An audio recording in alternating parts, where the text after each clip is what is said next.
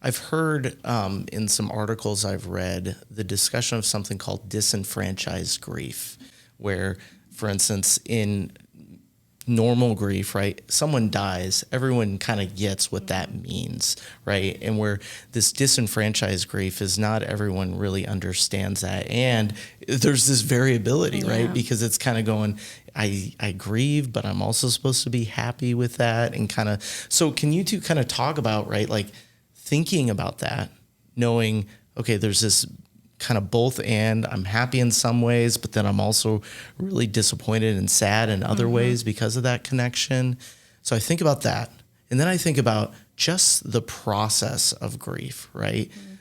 We think about even the stages of grief, right? The denial, the anger, bargaining, right? Like all of those different stages that you go through, and then people go through them differently at different paces, right? You can go one day, you could be totally bargaining and just trying to think about everything, what you could have done to change the outcome. Right. And then other times you're just mad. So I think one of the things that I've noticed in my work with families is that, well, husbands and wives do that in like a different way. The processing of grief. And so I think there can be a lot of times where there's like maybe even a miss between husbands and wives and just how they process grief. And then there's even like the norms of like, here's kind of stereotypical way maybe men handle grief versus women. And so we just kind of share a little bit about kind of what was your grief process? Maybe what were some of the things that you were thinking about specifically in your role as a husband and a wife, and I'll start. Yeah, go for it. There's a lot there, Brandon. Some really good points.